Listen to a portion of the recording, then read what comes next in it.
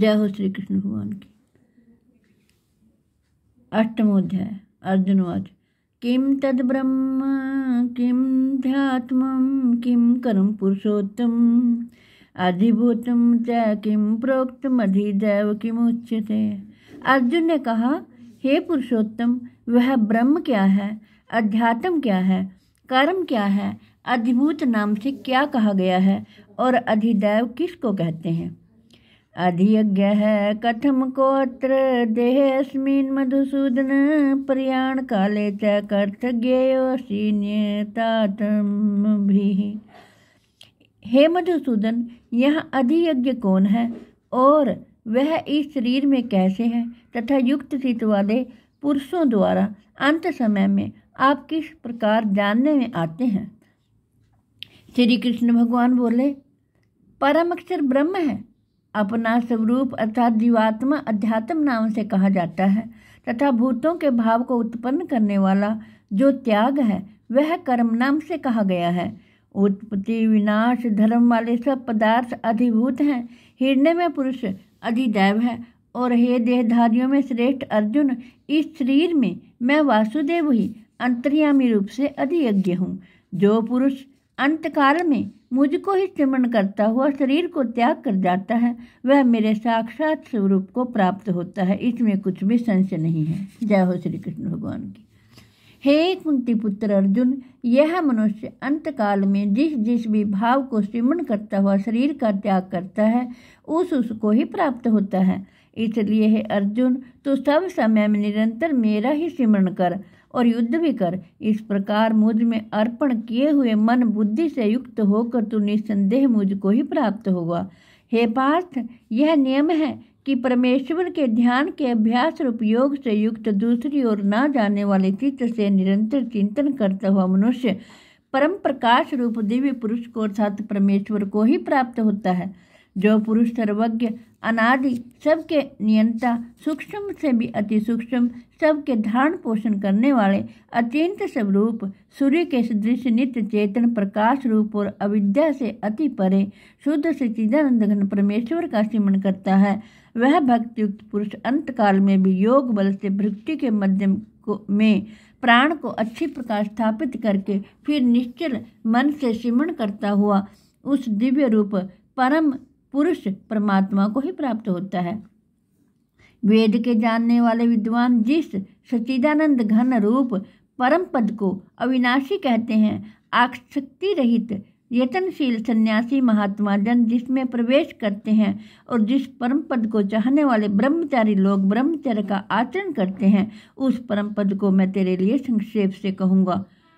सब इंद्रियों के द्वारों को रोक कर तथा मन को हृदय में स्थिर करके फिर उस जीते हुए मन के द्वारा प्राण को मस्तक में स्थापित करके परमात्मा संबंधी योग धारण में स्थित होकर जो पुरुष ओम इस एक अक्षर रूप ब्रह्म को उच्चारण करता हुआ और उसके अर्थ स्वरूप मुझ निर्गुण ब्रह्म का चिंतन करता हुआ शरीर को त्याग कर जाता है वह पुरुष परम गति को प्राप्त होता है।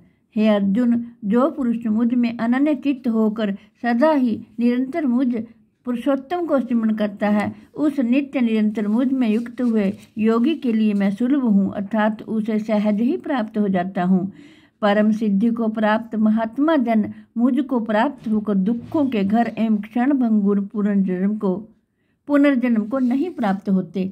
हे अर्जुन, ब्रह्मलोक पर्यंत सब लोग पुनरावर्ती हैं, परंतु हे कुंती पुत्र, मुझको प्राप्त होकर पुनर्जन्म नहीं होता क्योंकि मैं कालातीत हूँ और ये सब ब्रह्मा आदि के लोग काल के द्वारा सीमित होने से अनित्य हैं।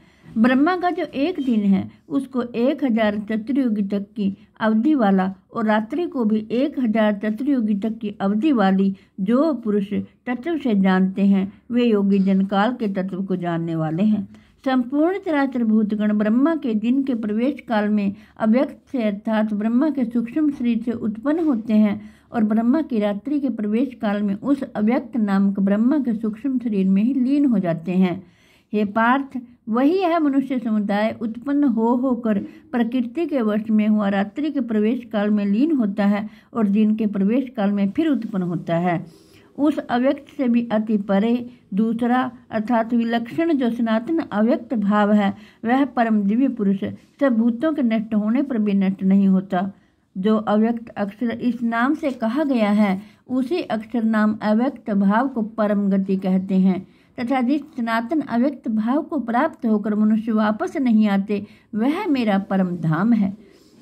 श्री कृष्ण भगवान कहते हैं, हे पार्थ, जिस परमात्मा के अंतर्गत सर्वभूत हैं और जिस सच्चिदानंद घन परमात्मा से समस्त जगत परिपूर्ण है वह सनातन अव्यक्त परम पुरुष तो अनन्य भक्ति से ही प्राप्त होने योग्य है। हे अर्जुन, जिस काल में शरीर त्याग कर जाते हुए को योगी जन तो वापस ना लौटने वाली गति को, जिस काल में गए हुए वापस लौटने वाली गति को ही प्राप्त होते हैं उस काल को अर्थात दोनों मार्गों को कहूँगा।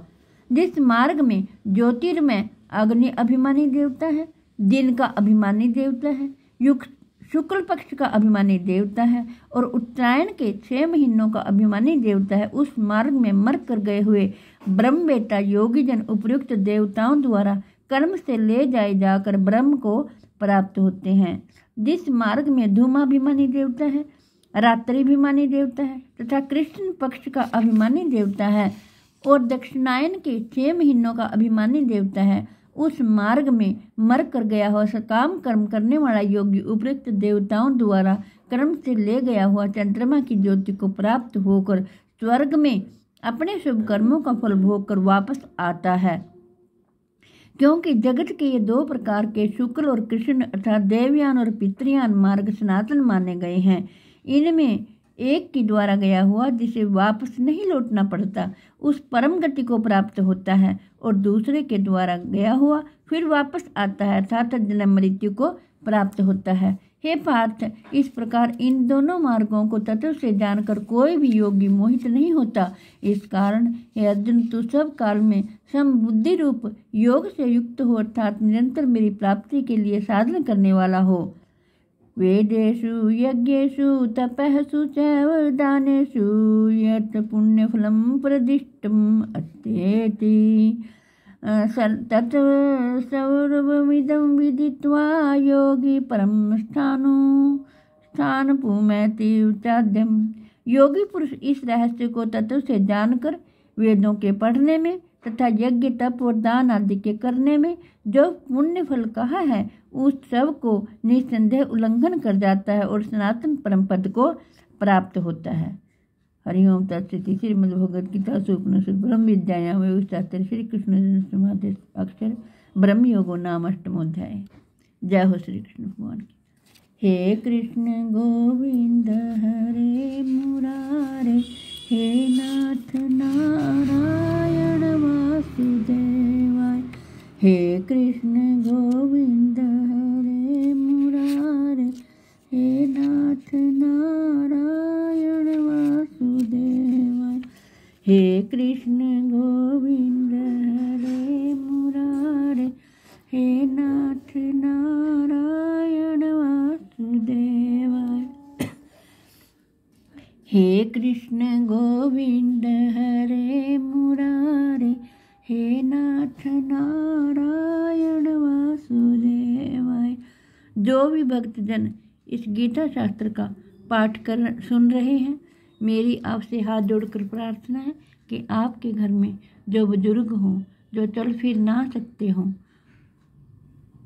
जो मंदिर तक ना जा सकते हों, आप उनको ये भगवत गीता जी का पाठ सुनाएं ताकि उनको परेशानियों से छुटकारा हो और वो लाभ प्राप्त करें। विश्व के कल्याण के लिए, जगत के कल्याण के लिए मैंने गीता शास्त्र कहा है। मैं आशा करती हूँ आप सहयोग देंगे और इसको सब तक पहुँचाएंगे। घर घर में गीता जी का पाठ हो। जय हो श्री राम, जय हो श्री कृष्ण भगवान।